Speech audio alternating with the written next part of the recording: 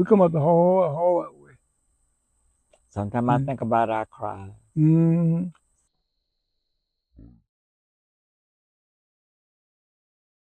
We were born at home. Mm. I was born first for Will was born. And Will born 9 hour after I was born. Because mama didn't know she was going to have another baby. Because he weighed 1 pound. And the Dr. Marquette came out there and took Will. He didn't take him, he was foot first. So he come, but he didn't weigh but 1 pound. Wow. And I weighed 9 pounds, he weighed 1. When we were coming up, we would fight.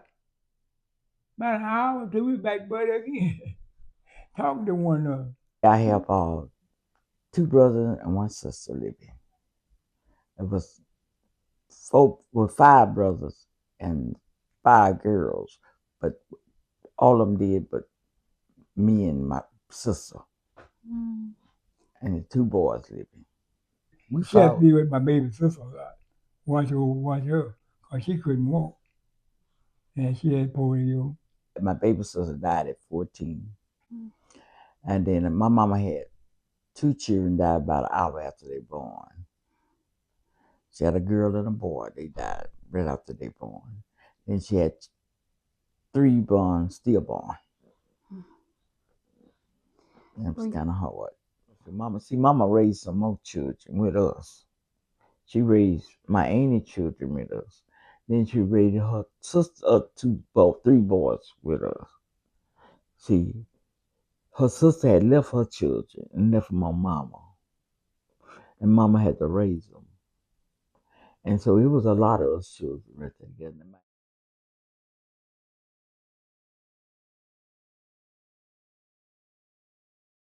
And then we had a garden and stuff back over in there. Yeah, well, we used to live back in there. Back down and in over the in woods. yonder. Mm-hmm. But them growed up now.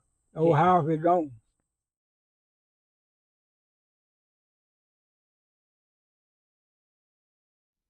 We had a daddy, but he wasn't a daddy to us. My daddy woke up and left. Mm-hmm. Mama, she didn't want him coming back around her because he wasn't doing nothing for us. Because she couldn't fill us up because we had starved so much. Mama put my daddy out. She hit him with a broom. Mm-hmm.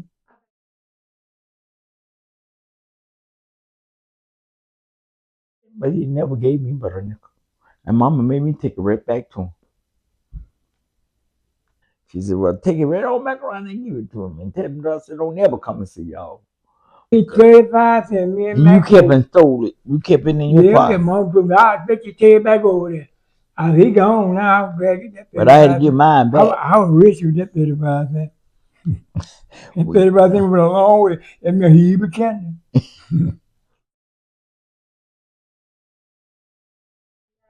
I was about 7 or 8 years old when Daddy died. I don't know how he died with. Well, he never come around. He never come around. But he went to church. That's when I met him. That's the last time I see him. Yeah, when Mama made me take that nickel back. When he died, I said, Daddy just died, keep from buying me a doll. I wanted a doll so bad. And I said he died because he supposed to be buying me a doll.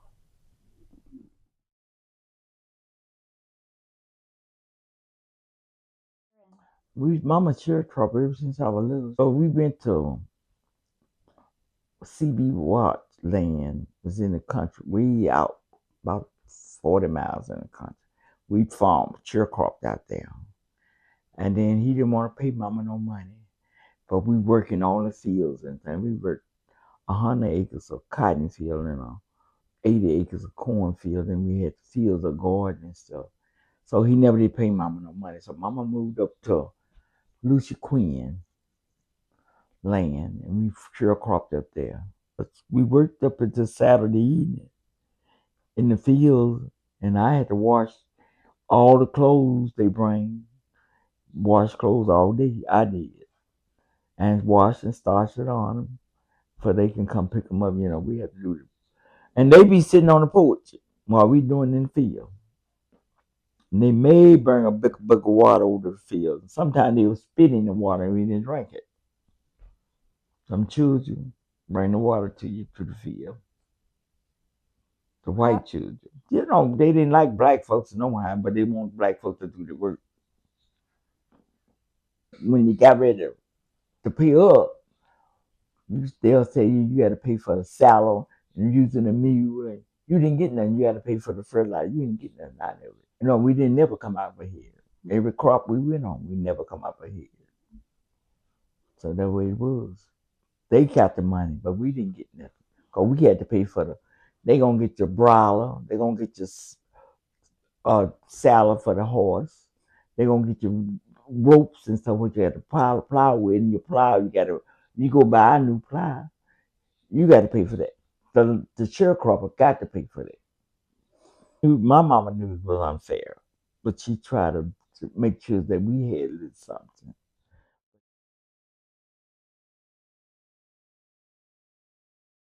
When you pick the cotton, they like I said, we go in somebody's field pick their cotton. We got $2 a hundred. That's $2 a day. That's all we made. So we give it to our mama. We been pick cotton somewhere. We made $2 a day. Now Will, my twin, he can pick 500 pounds a day. I couldn't. I'll get up to 3 sometimes. My oldest brother, James Earl and RC didn't do nothing. Clifton, they would pick 200 or 300 pounds a day. They'll make their little money, but we take it home to mama. Wasn't that much? If you pay $2 for 100, they didn't make it $6.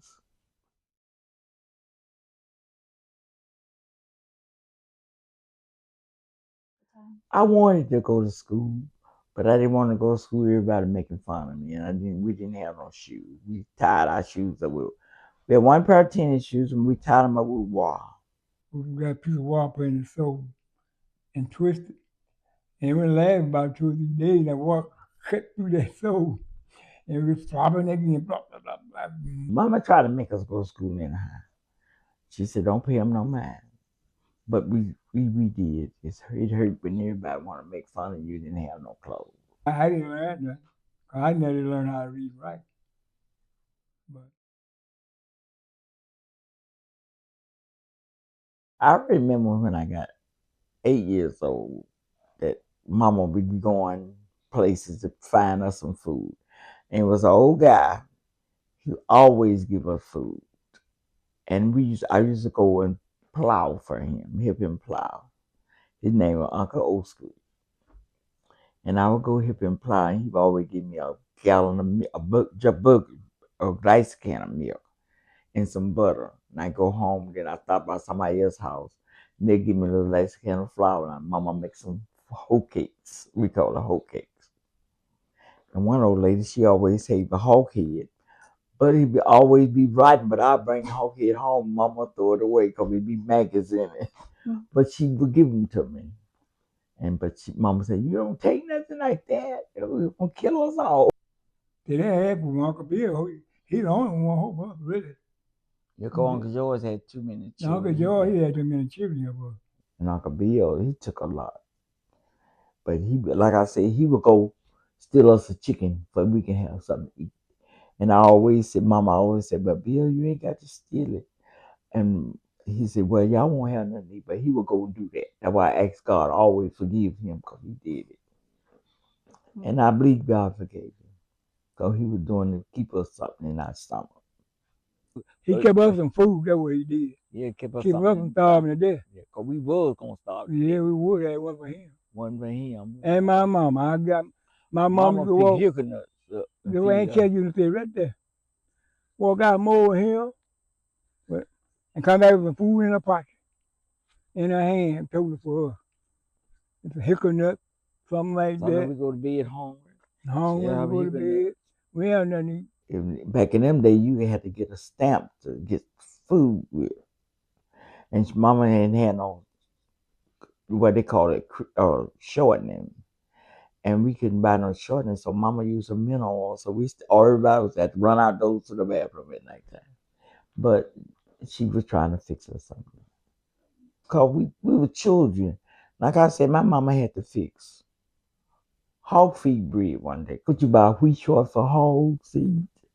And so she went and got a cup of food from somebody's house.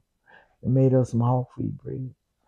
And it just made us sick, but she was trying to put something in our stomach. It was kind of hard. It was kind of hard. We go at night with the splinter light. And birds there, them birds, catch them robins, big birds. And bring them back to the house, pick them. And put them on that fireplace and cook them. And we made sure, but we had a dog who would go catch us a rabbit and put it on the porch. And Mama get up and he gonna put our rabbit out there for we to eat. And we'll clean him and cook him. And the Mama made us some gravy. And then sometimes we had flour and sometimes we didn't.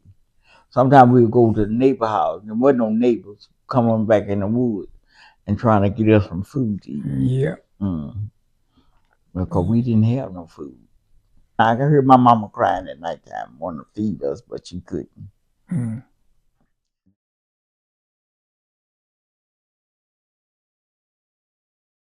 Yeah, because we had to put clothes on our feet to stay warm at night. Pile the clothes up to stay warm, or either put a smoothing on. Put the brick down by that spot, and let that brick get good and hot, and wrap it up in some rags, put it out by our foot. Because we were cold. We had no cover to cover up with. To stay warm. That's what made us stay warm through the winter. We didn't take a bath every day now. No. We couldn't take a bath every day because Mama had to tote the water from the creek. Go by that road. I'm going to get to the creek get some water. Get some water. Because that well, you got to draw that water. Draw the water. So we washed. We had to go to the creek and fill up the tubs and stuff. When I came up, when we started having our period back in them days, we didn't have nothing to put on. And I had to use newspaper. And that was the hardest problem, my problem about it. Because they didn't have sanitary pads. Mama them now, she said, you just have to keep changing your newspaper, put in your clothes. You didn't have no panties either. And you had to leave out of the room because you don't know what you mess your clothes up, what you had on. And then you had to stay in them all day. Or you put them on, wash, you had to stay in the room till you can dry them. Put them in the sun. And wintertime come, you couldn't put them outdoors. It would rain and cut cold. Put them by the fireplace and get dry. His stomach bust wide open right across there. He had a cap on it going come through. Yeah, and then it bust in the wood. Mama would come out. I'm gonna take you the picture. Let me pick it. Pick that old pen, pick on razor. It was so hard that wood. And the last she kept on picking on it. I went to the bed that night. That thing bust. I was stuck to the sheet with pulse and run out of it. And I looked down and my something wide open. And busted over. Yeah. I just bent back over like that, kept bent over. My boy, she put some more rock side and all those stuff on my far leg. Yeah. And put on in that. It got well. Yeah, it got well because we couldn't go to the doctor. That's why I thought we had no doctor to go to. We had no money, we did. Yeah. And Mama, if you step a nail in your feet, Mama went out there and cut a piece of fat meat off that bacon and put some coal oil on it and wrapped it up with a rag. And they got well. I used some spider webs. Spider webs, all that. Because she couldn't take us to the doctor. Take the rock side and boil it out. And then so we got well. We got up and go. We didn't have no money.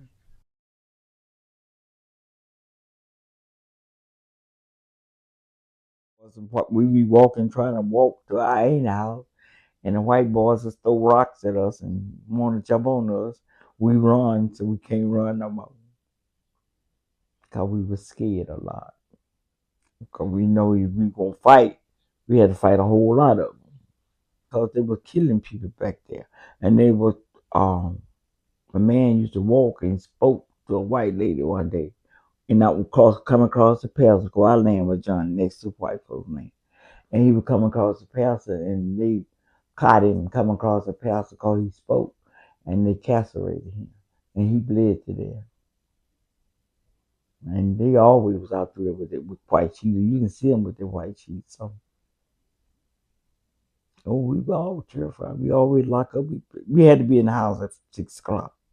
We come out of the field. We took a bath. We take a bath in the wash pot. Wash clothes, and we had to take a bath. We had to go to bed because we had to be up at 5. But then they would whoop you if you didn't get in the field. But Mama wasn't gonna let them whoop us. And then one day we went to pick some cotton. Mama had all the children by her hand. We were gonna pick some cotton because she needed to make some money. That lady told my mama then. She said, if I go to hell, if I die and go to heaven, I see y'all niggas up there, I'm going to hell. Mama said, you already there. Come on, children, we ain't got to take this. And we left. She brought us home. But I was so scared. One day, Mama had went to the store to get something, and that lady wanted to hit Mama. And Mama hit her back. And Mama come on home, but she sat up all night with a good shotgun in her hand. She told them, if y'all come to my house, y'all gonna be a red cheek too. I may be going, but y'all gonna go too. And they sat up all night. Well, let us sleep. She put all us in one room, let us sleep. She wouldn't fear nothing. Cause she said she ready to go on home, but she didn't want to leave us. But she said she ain't let nobody beat us. And she didn't. And my mama was a tackle. She would tell her when she got on mind, she said, now come on my house. And she always kept her shotgun loaded. Now, she never did use it, but she kept it loaded.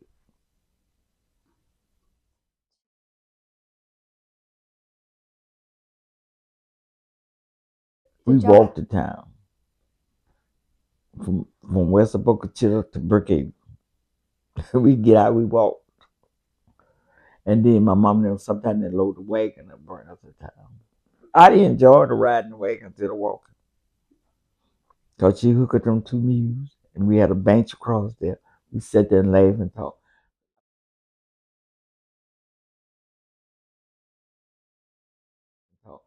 It was a woodwork downtown back in them days. And I didn't know where I went in the store all the way behind the counter looking because I had never been around the stores. And the lady said, you don't supposed to be back. You couldn't eat at Market Inn had a counter they serving food, but you couldn't eat there. You couldn't drink out the fountain. Because I know the boy, we were drinking something, another boy was drinking out of the fountain. That boy come up and kicked him. And the man told me he couldn't drink out of the counter. And I said, no niggas drink out of our counter.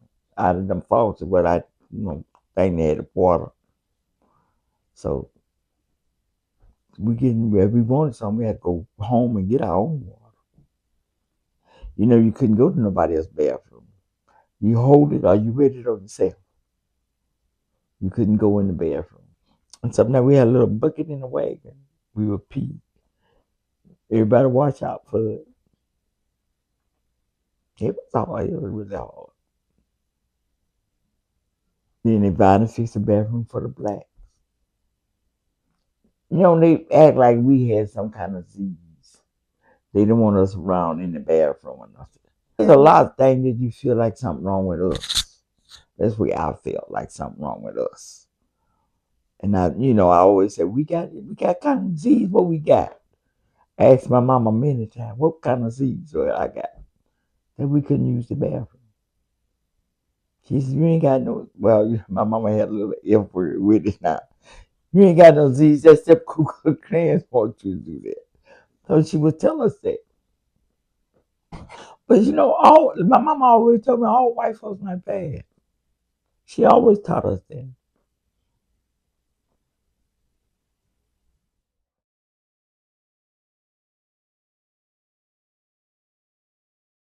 Our Russian, his wife would cook. Miss Emily would cook. She was a good cook. She cooked like a black lady. And she would cook and set us to the table. We would sit to the table. But all the rest of the field we had to have our own food. I was ashamed to eat. He said, too hungry. I know he ain't full. I ain't gonna eat in front of them. Eat that much in front of them. But he had one of them boys with another boy, but Mr. Curry Russian get that boy. He's like, hey, man, ever catch you messing with him again. He come over here and do all that clown for me, and them boys do nothing. Miss May Queen. Yeah. But yeah, a biscuit. You sit on it. He about around, big in that chair. That big around 5 ounces. She just couldn't cook. She cooked boiled water. But then she put a bucket of sugar in the food. Yeah. And you won't eat it. Yeah, she cooked banana pudding. ain't seen nothing but the white of the egg. I ain't But she couldn't cook at all, but she was a good person.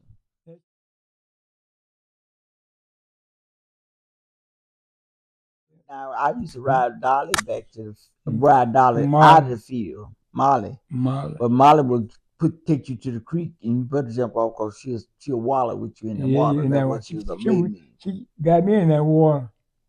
Uncle B, I'm gonna lay down. She laid down with me. Now I jump off and I'm back in that water. She loved getting in that water and get cool. But the coconut back in them days was called for the nickel. We got one big coconut and she'll break it and give her a piece, all those 8 a piece of that coconut. Then you grate some for a cake when she made us a cake. But Mama made our candy out of syrup. She wrap it and bust peanuts over and put it in there. I can think of a little bit of slice. We'll give her one of them or an apple. Yeah. Sure. We thought we was in heaven then. On Sundays, we played baseball. We played with a brick. We wrapped it in socks and the ball would go first foot. We played baseball every Sunday after we get out of church.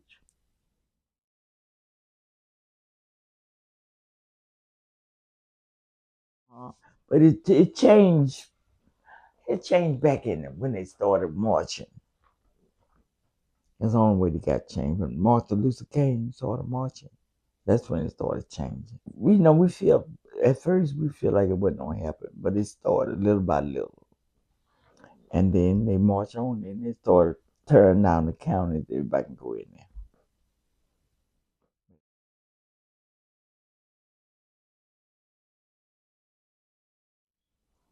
And so she didn't farm no more. But I got a job, and Will got a job. We get work at the same place. I did a coffee shop. I was a charter cook, and he was a bus boy. It felt good, but it was hard. We didn't make but $10 a week, but we did. I'll go to work at 5 in the morning, and I get off at 2. Me and him got off together, so we made it. And I thank God every day. I thank him every day. That's how we come up.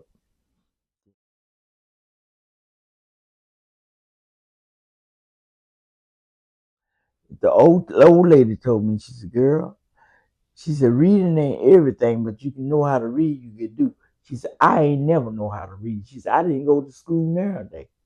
And she told me, she said, it'll come to you. And when I started memorizing things, when I went to work, I memorized. Don't feel sorry for yourself. Keep on going. If you don't know how to read, don't sit back and think about that. You think about it, you're going to sit down, I can't do this. Don't let it get you down like that. Yep, I did good. I cooked at restaurants and I worked at a hospital. And so I thank God I did good for myself. When we got grown up, I sent my baby brother to school. I went to work and sent him to school. He quit too, but we made him go back. And so he went back and finished school. He was about 40 before he finished school, but he went back. And my twin, he can go anywhere in the United States. Don't know how to read and write. And my other brother would die. They went everywhere. Lawyer. And nobody can beat them in law. I have a lot of people ask me a lot of times, want me to come up there and drive a tractor for them. Cause see, he still log a lot. I said, well, you still log a lot. Yeah. He didn't hold us back. We didn't let it hold us back. If you let it, it'll keep you down. But you don't let it hold you back.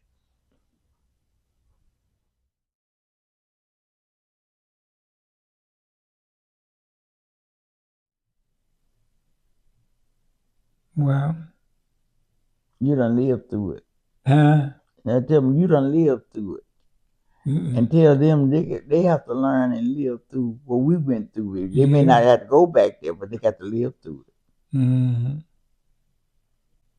We all have it. But see, now that you got a child now, don't know nothing about what's going on. But you can, it's trying to explain it to them, what happened, and they will listen, sit down and listen. That'd be the best thing for all of us. But that's why we all got to teach them. teach our I children. try to teach them before they leave here, before we leave here, before because we we gonna leave. leave here. Cause we don't know how long we're gonna live. I'm happy to God just got me here now. Like people that live a long life like we done live, we should be in history. Or in the book, like, how we come up and how we live, what we have. How we had to run and hide from folks. They, the children got to go back and learn that. If they take it all out of school, they can't learn it. I hope they learn about what they did to us mistake. Now I know it's hard. Some of people are not gonna forgive you for it, but I forgave them. I went on. Hope I have to forgive them before I can meet God.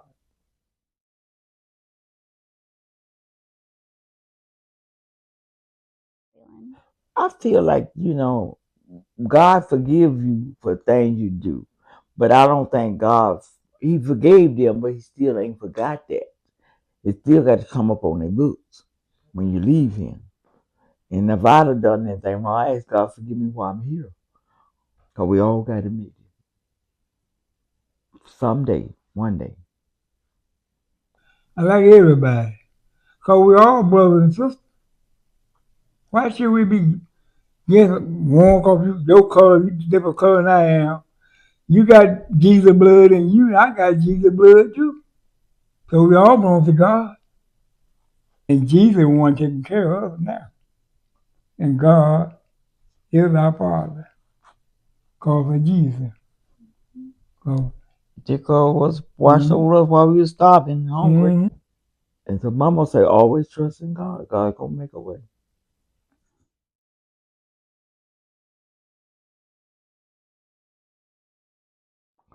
My life now is easier, but my other life, I don't think I can go back to.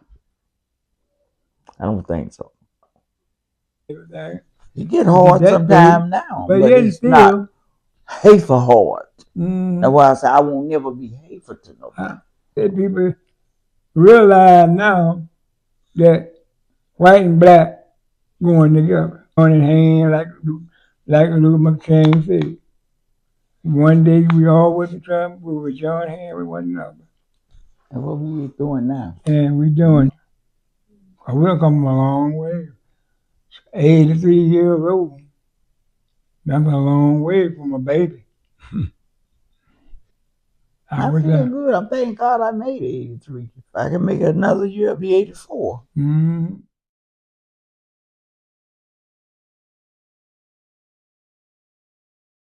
Her bravery. It stuck with me a lot. To be brave and keep it going. So that's where I am today. Be brave and just keep it going. But you just said, Lord have mercy. She said, God gonna be with you. She always told God gonna be with us. Thank God He walked with her. Yeah. He walked with her and come wherever she went. Mama pulled us through. She pulled us through. She always pulled us through.